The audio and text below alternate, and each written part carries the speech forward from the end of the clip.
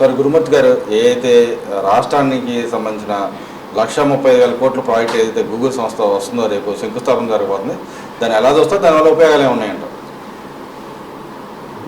గడిచిన 5 సంవత్సరాల్లో వైఎస్ఆర్సీపీ ప్రభుత్వంలో విశాఖని ఒక గంజాయి వనంగా చూపించారు. అదేవిధంగా ఉత్తరాంధ్రని దోచుకు తిన్నారు, ఆక్రమించుకున్నారు. ఉత్తరాంధ్ర ప్రజలు భయపడే విధంగా చేశారు. అదేమంటే మీకు రాజధాని తెచ్చామని అబద్ధాలాడి, అదేవిధంగా అక్కడ ఆ ప్రాంత ప్రజల యొక్క మనోభావాలని అర్థం చేసుకోకుండా Jaganmohan Reddy and co batch వాళ్ళ ఇష్టం వచ్చినట్టుగా అధికారం ఇచ్చారు కాబట్టి ఉత్తరాంధ్ర ప్రజలు అమాయకులు అనుకున్నారు, ఏమీ తెలియదు అనుకున్నారు. ఉత్తరాంధ్ర ప్రకృతి ఒడిలో ఉన్నటువంటి ఒక చక్కటి వాతావరణం కలిగినటువంటి ప్రాంతం. ఆ ప్రాంత ప్రజలు చక్కని తెలివితేటలు, చాలా సౌమ్యులు, మంచివారు. అలాంటి వారితో అలాంటి మంచి మనుషుల్ని భయభ్రాంతులు చేస్తే ఈరోజు చూడండి, ఇవాళ ఉత్తరాంధ్ర ఏదైతే విశాఖ ఉందో దాన్ని ఈరోజు అనేక సంస్థలను తీసుకొచ్చి భవిష్యత్తులో విశాఖపట్నం అంటే, ఉత్తరాంధ్ర అంటే బిడ్డల భవిష్యత్తుకు బంగారు బాట వేసే కేంద్రం ఉత్తరాంధ్ర విశాఖపట్నం. రేపు గౌరవ ముఖ్యమంత్రి నారా చంద్రబాబు నాయుడు గారు, అదేవిధంగా మా యువ నాయకులు విద్యాశాఖ మంత్రివర్యులు లోకేష్ గారి స్వహస్తాలతో ఎంతో ప్రతిష్టాత్మకమైనటువంటి విశాఖ గూగుల్ డేటా సెంటర్ని ప్రారంభించుకోబోతా ఉన్నాం. 1,35,000 కోట్ల పెట్టుబడితో 1000 మెగావాట్ల సామర్థ్యంతో నిర్మాణం చేయబోతా ఉన్నాం. రాంబిల్లి కావచ్చు, అడివారం ప్రాంతాల్లో ఈ యొక్క ప్రాజెక్టు విస్తరించి ఉంది. అంతేకాకుండా ఈ ప్రాజెక్టులో ఆదాని కనెక్ట్స్ కానీ, ఎయిర్టెల్ కానీ, నెక్స్ట్ వంటి సంస్థలు భాగస్వామ్యంతో ఉన్నాయి. మరి ముఖ్యంగా ఈ యొక్క ఏదైతే సముద్ర గర్భ కేబుల్ నెట్వర్క్ వల్ల అంతర్జాతీయ డేటా కనెక్టివిటీ ఏదైతే ఉందో మార్పిడి మరింత సులభంగా తయారవుతుంది. రాబోయేటువంటి రోజుల్లో ఈ ప్రాజెక్టు వల్ల అనేక సంస్థలు అక్కడికి ఇంకా రావటానికి అవకాశం ఉంది. అంతేకాకుండా లక్షలాది మంది బిడ్డలకి బంగారు భవిష్యత్తు అక్కడ ఇవ్వబోతా ఉన్నాం. కానీ ఇక్కడ ఏదైతే అభివృద్ధి పేరుతో భూములు దోచుకుంటున్నారు, పేద ప్రజల యొక్క భూములు కొట్టేసి రేపు రానియకుండా వాళ్ళని గొంతులు ఎత్తకుండా వాళ్ళని 144 సెక్షన్ పెట్టారని చెప్పి మాట్లాడుతూ ఉన్నారు వైసీపీ నాయకులు. ఎవరు భూములు దోచుకున్నారండి? ఎవరు భూములు ఆక్రమించుకున్నారండి? విశాఖలో చాలామంది బయటికి రాలా. ఎంతోమంది భూముల్ని భయపెట్టి బెదిరించి 22A పెట్టి భూములన్నీ ఆక్రమించుకుంది వైసీపీ అండ్ బ్యాచ్. ఇవాళ అది లేదే. మేము వెళ్ళాం ఈ మధ్యన విశాఖపట్నానికి వెళ్ళినప్పుడు అక్కడ ఎవరికైనా ఇబ్బంది ఉంటే అక్కడ పోలీసు వారు ఒక రెవెన్యూ విభాగాన్ని పెట్టుకుని, ఎప్పుడూ లేదు, ఎవరికైనా సరే ఏ విధమైన న్యాయం కావాలన్నా, ఎవరికైనా ఆక్రమణ జరిగితే రండి, స్వేచ్ఛగా వచ్చి మీ పనులు చేసుకోండి అని చెప్పి అక్కడ పోలీసు వారు అక్కడ ఒక ప్రత్యేకమైనటువంటి విభాగాన్ని ఏర్పాటు చేశారు. గతంలో అది లేదే. మొత్తం వైసీపీ బ్యాచ్ అక్కడ పడిపోయారు, విశాఖపట్నం మీద పడిపోయారు, ఉత్తరాంధ్ర మీద పడిపోయారు, మొత్తం భూములన్నీ దోచుకున్నారు, భయభ్రాంతులు చేశారు. అక్కడ గంజాయిని పంటలుగా పెట్టి పండించుకుని వైసీపీ వాళ్ళే సరఫరా చేశారు. డ్రగ్స్ వచ్చినాయి, కానీ వాళ్ళన్నీ కూడా కట్టడి చేశాం. అయినా కూడా కొన్ని ప్రాంతాల నుంచి వస్తూ ఉంటే వాళ్ళ మీద కఠినమైనటువంటి చర్యలు తీసుకుంటా ఉన్నాం. ఇవాళ ఈ ప్రభుత్వం త్రిశూల వ్యూహంతో వెళ్తా ఉంది. ఒక పక్కన సంక్షేమం చేస్తా ఉన్నాం, ఇంకో పక్కన అభివృద్ధి చేస్తా ఉన్నాం, మూడో పక్కన బిడ్డల భవిష్యత్తు కోసం ఈ రోజున ఇలాంటి గూగుల్ డేటా వంటి సెంటర్ని, ప్రతిష్టాత్మకమైనటువంటి అనేక కంపెనీల్ని తీసుకొచ్చాం. కానీ గత ప్రభుత్వం పెద్ద పెద్ద కంపెనీల నుంచి కడ్రాయర్ కంపెనీలను కూడా బయటికి తోసేసేసారు. ఎంతో ప్రతిష్టాత్మకమైనటువంటి పరిశ్రమలు కూడా ముందుకు రానివ్వలేదు. ఇది వాస్తవం కాదా? ప్రజలకు తెలియదా? కాబట్టి రేపు ఏదైతే విశాఖపట్నంలో ఈ గూగుల్ డేటా సెంటర్ ఉందో ఇది భవిష్యత్తులో విశాఖపట్నం యొక్క దశ మార్చబోతా ఉంది. ప్రపంచం మొత్తం, భారతదేశం మొత్తం విశాఖపట్నం వైపు చూడటం అనే దాంట్లో ఎలాంటి సందేహం లేదు. అదేవిధంగా నిన్న ఏదైతే చంద్రబాబు నాయుడు గారికి ఎక్సలెంట్ అవార్డు ఏదైతే ఇచ్చారో దాన్ని కూడా విమర్శ చేస్తున్నారు. డబ్బా కొట్టుకోవడానికి తప్పితే ఎందుకు పనికిరాదు, అక్కడ ఏం లేదు అని చెప్పి మాట్లాడుతూ ఉన్నారు కదా. అంటే పని పాట లేకుండా అవార్డు ఇస్తారండి? పనిహిమానుల ముండా కొడుకులు, పని పాట లేనివాళ్ళు 5 సంవత్సరాలు వ్యాపారం చేసుకుని రాష్ట్రాన్ని దోసేసి దొంగలు మాట్లాడుతుంటే ఎట్లా కుదిరిద్దండి? ఎవరైనా ఒక పద్ధతి గల వాళ్ళు మాట్లాడితే మేము స్వీకరిస్తాం. అంతేగాని మరి ఎందుకు పనికి రాకుండా ప్రజలు తరిమేసి ప్రజలు చీకొట్టినటువంటి మనుషులు మాట్లాడితే మేము ఎందుకు పట్టించుకోవాలి? ఆయన ఈ రోజున ఈ రాష్ట్రంలో పరిశ్రమలు తీసుకొస్తా ఉన్నారు. ఇదే సమయంలో వైసీపీ వాళ్ళు విషయం చిమ్ముతున్నారు.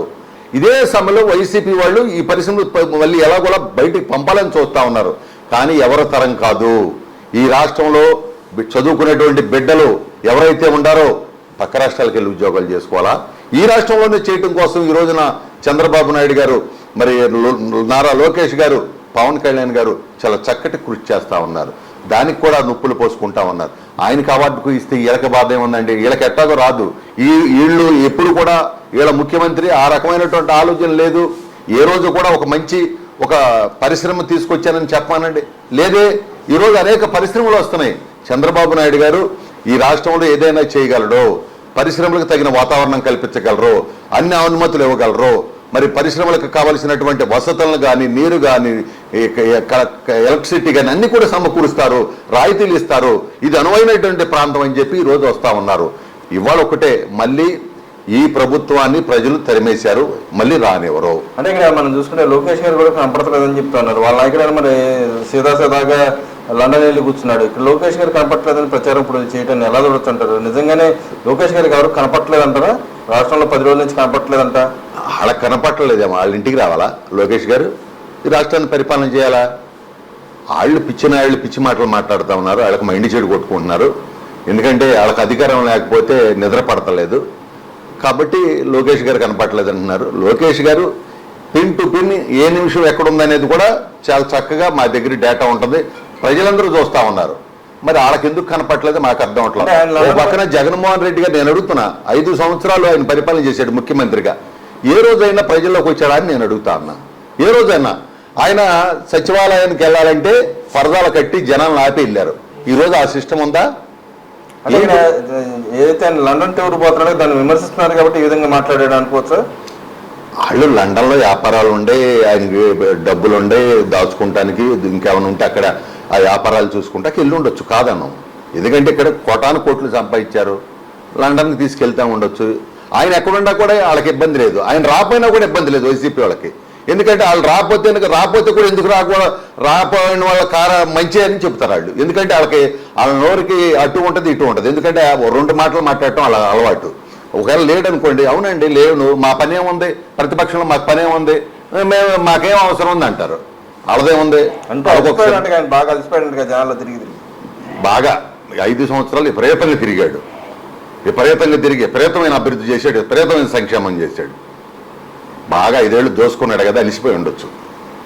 దోపిడీ చేశారు కదా రాష్ట్రాన్ని, దొంగతనం చేశారు కదా, అట్లా అలిసిపోయి ఉండొచ్చు.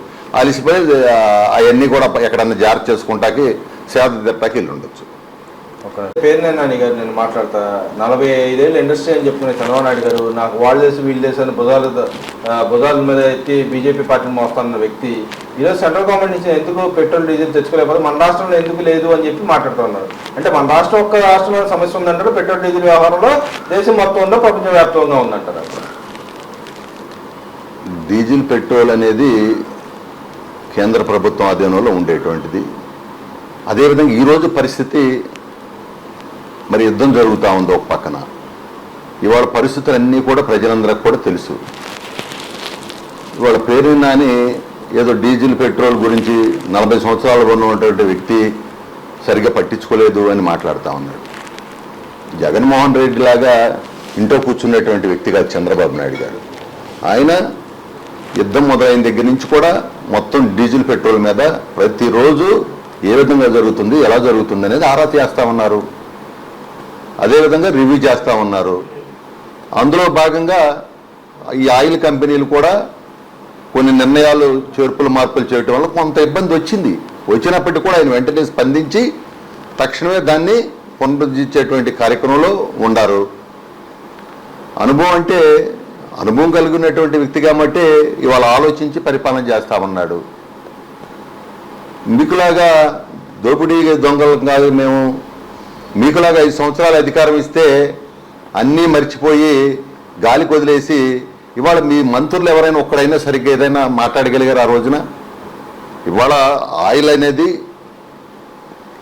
ప్రపంచం మొత్తం కూడా డీజిల్ కానీ పెట్రోల్ కానీ అన్ని చోట్ల ఇబ్బంది ఉంది. ఇక్కడ కూడా కొంతవరకు ఇబ్బంది ఉంది. ఇక్కడ ఈ రోజు వరకు కూడా చాలా ఒక క్రమశిక్షణతో చంద్రబాబు నాయుడు గారి అనుభవం ఉండబట్టి ఇవాళ వరకు ఎక్కడ మాట లేకుండా లాక్కొచ్చారు. ఇన్ని రోజులు బట్టి ఎంతో జరుగుతున్నా ఈరోజు కూడా దాన్ని పూర్తి స్థాయిలో చేస్తారు. భవిష్యత్తులో ఎలాంటి ఇబ్బంది లేకుండా చంద్రబాబు నాయుడు గారు ఉన్నంతలో ఎక్కడ చేయని విధంగా ఇక్కడ చేస్తాం. తర్వాత ఏదో కేంద్రంతో యుద్ధం చేయాలంటే అవసరం వచ్చినప్పుడు చేస్తాం. మీకులాగా కేంద్ర ప్రభుత్వం దగ్గర కేసుల కోసం లేకపోతే కేసుల మాఫీ కోసం జైల్లోకి వెళ్తామని భయపడు మేమేం కూర్చోరా. సమయం వచ్చినప్పుడు మేము యుద్ధం చేస్తాం, అన్నీ చేస్తాం. కానీ ఇవాళ యుద్ధం చేసే సమయం కాదు ఇది. ఇది ఒక పక్కన ఇబ్బంది ఉంది, ఇబ్బందిని సరిచేయాల అనుభవంతో దాన్ని ఇబ్బంది లేకుండా చేయాలి. మొన్నటి వరకు ఎలాంటి ఇబ్బంది లేదు. నిన్న ఇబ్బంది వచ్చింది, వెంటనే దాన్ని చక్కదిద్దే చర్యలు చేపట్టారు. భవిష్యత్తులో ఎలాంటి ఇబ్బంది లేకుండా చేస్తారు. కానీ అక్కడ శాంతం మరి ఏదైతే దీనికి సంబంధించినటువంటి కేంద్ర ప్రభుత్వానికి సంబంధించినటువంటి అంశాలు వీటిని కూడా మనం ముందుకు తీసుకెళ్తా ఉండాలా. వారి యొక్క సహకారాన్ని తీసుకుంటున్నాం. కేంద్ర ప్రభుత్వంతో ఎప్పటికప్పుడు మాట్లాడుతున్నాం. మేము వాళ్ళతో భాగస్వామ్యం కాబట్టి మాకు అది ఇంకా అడ్వాంటేజ్. కాబట్టి మీరెవరితోనో చెప్పించుకునేటువంటి పరిస్థితులు లేవు.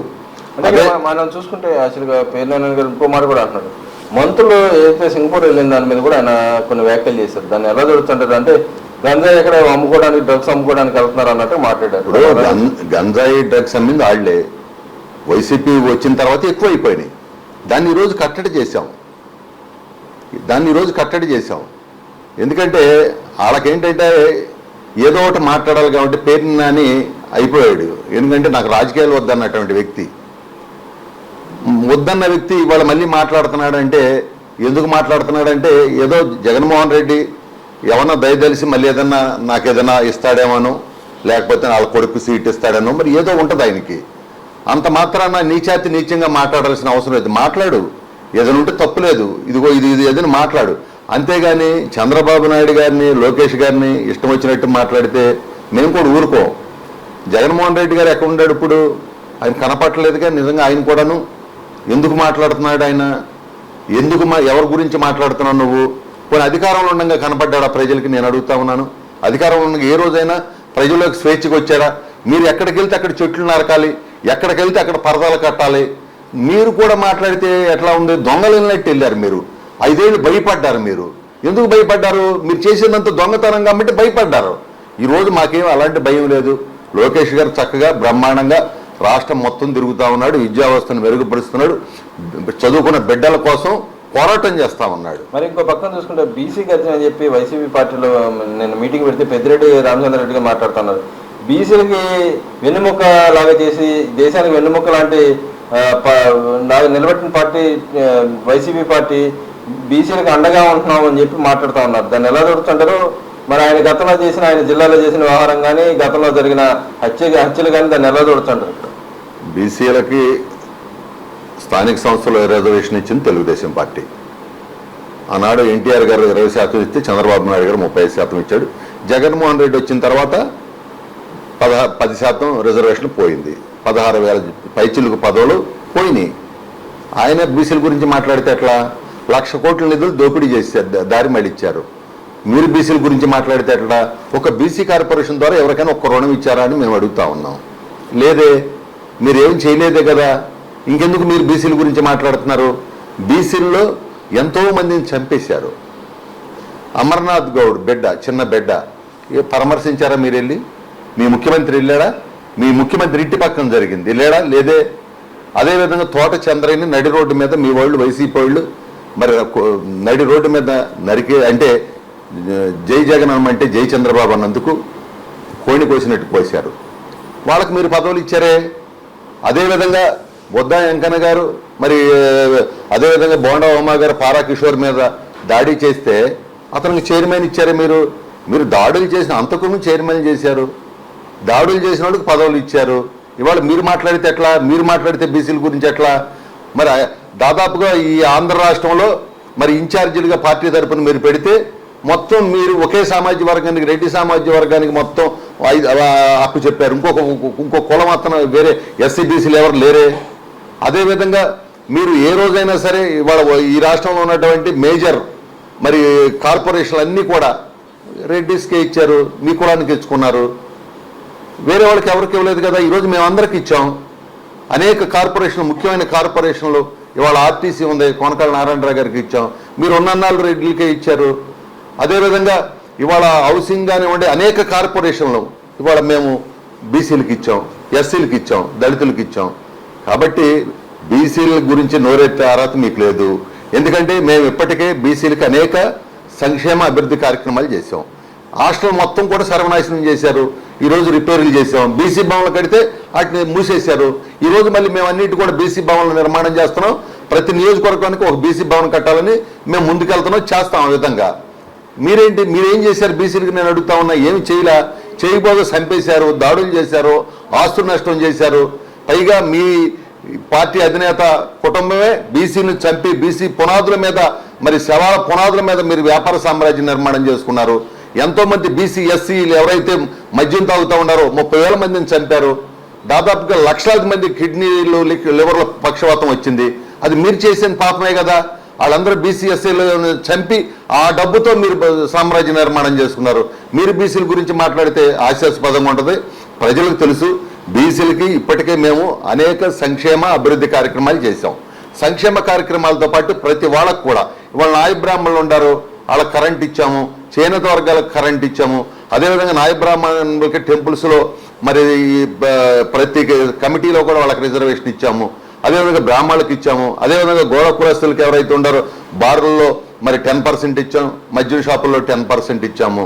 మరి అదేవిధంగా మరి ఈ రకమైనటువంటి కార్యక్రమాలు అందరికి కూడా చేసుకుంటూ వెళ్తున్నాం మేము బీసీలకి.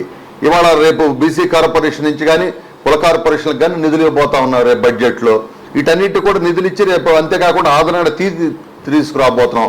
కుల వృత్తులు ఎవరైతే ఉన్నారో ఆ కుల వృత్తులందరికీ కూడా ఆధునిక పనిముట్లు, ఇప్పుడు నేడు గతంలో లాగా కాకుండా ఇప్పుడు ప్రస్తుతం కాలంలో ఏ రకమైనటువంటి పనిముట్లు కావాలో ఆ పనిముట్లు ఇవ్వబోతా ఉన్నాం. కాబట్టి 5 సంవత్సరాలు మీకు అధికారం ఇస్తే బీసీని చంపారు, బీసీ ఆస్తులు నాశనం చేశారు, బీసీ నిధులు పాడు చేశారు, బీసీ రిజర్వేషన్ పాడు చేశారు. ఇంతకన్నా దుర్మార్గం ఏం కావాలి బీసీల విషయంలో మీరు చేసింది?